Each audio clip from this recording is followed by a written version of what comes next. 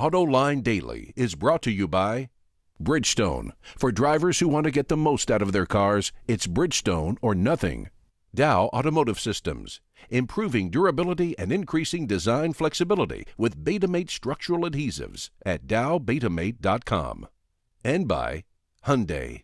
Experience the 2011 Hyundai Sonata today at HyundaiSonata.com. This is Autoline Daily for June 15th, 2011, and now the news. An interesting study came out yesterday that cast doubt on the potential market strength of electric cars, at least in the North American market, that is. The Boston Consulting Group says that automakers can provide more cost-effective ways of improving fuel economy with the internal combustion engine than by going with electric cars.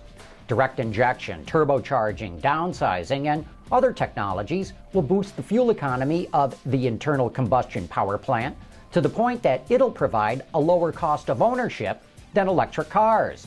It goes on to predict that China and Europe will be bigger markets for EVs. And speaking of studies, the Center for Automotive Research says that if fuel economy standards in the U.S. are set at 62 miles per gallon, it'll add $3,700 to over $9,000 in cost to every vehicle. That would exceed the savings in fuel costs over 5 years, even if gasoline costs $6 per gallon. Carr concludes consumers will simply hold on to their used vehicles longer, especially if fuel prices are lower than that. It estimates that would mean over 260,000 jobs would be lost if fuel prices stay around $3.50 a gallon. Yesterday, the U.S. Senate voted down an important proposal that would have ended subsidies for ethanol. According to Reuters, the measure was introduced by Tom Coburn, a Republican from Oklahoma. It called for the elimination of federal tax credits for ethanol, as well as tariffs on imported ethanol. The proposal failed to gain the 60 votes needed to push it towards a final vote. This is a hugely controversial issue, but what's really interesting here involves the subsidy. Surprisingly, it does not go to the ethanol producers. Instead, it goes to the fuel blenders, which typically are oil companies. As I've said before, hybrids make up less than 3% of new vehicle sales in North America, despite 14 manufacturers offering more than 30 models with some sort of electrified drivetrain. This may be why Nissan is dropping its Altima hybrid. Wards reports the company just sold 499 of them last month. And according to the Kicking Tires blog on Cars.com, 2011 will be the midsize models last year on the market. If you remember, it debuted in 2007 and mainly uses technology licensed from Toyota. The menace of Munich, BMW's M5, returns to showrooms with more aggressive styling, more power, and fewer cylinders for 2012.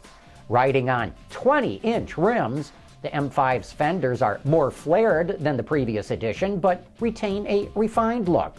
It also remains one of the holdouts in the Cars with Fender Vents Club. Horsepower for the twin-turbocharged V8 increases to 552, and that's up from 507 in the outgoing V10. Torque also improves by 118 foot-pounds to 501, with both peaks coming in the lower rev range than last year. Short on power compared to Cadillac's CTS-V, the M5 is also half a second slower to 60 miles an hour at 4.4 seconds. Prices in Germany have the M5 costing 100,000 euros. That's about the equivalent of $144,000, but that figure likely includes the value-added tax, and it could be lower in the U.S. Coming up next, it's time for You Said It. I'm here on the set of Autoline Detroit with 4 copies of Bob Lutz's new book, Car Guys versus Bean Counters.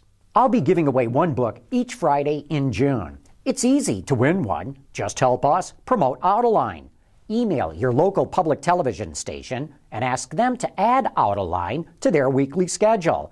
Then forward that email to contest@AutolineDetroit.tv, and you'll be in the running for your own autographed copy of Car Guys versus Bean Counters.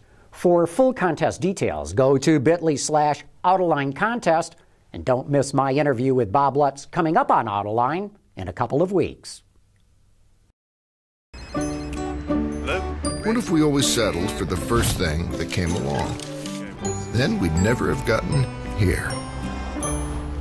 Introducing the Sonata Hybrid from Hyundai. And now it's time for some of your feedback. Darren is a big proponent of using natural gas in cars. He says, if Obama encouraged the use of natural gas for autos, he could break the OPEC cartel and lower energy costs for everyone. CNG, LNG, or propane is already in wide use in Asia for cars and trucks. The U.S. has an enormous natural gas reserve. This could actually boost our economy to boot. Darren's right. New drilling techniques developed in the U.S. have opened up vast reserves of natural gas. Since their peak in 2008, natural gas prices in the U.S. have fallen nearly in half.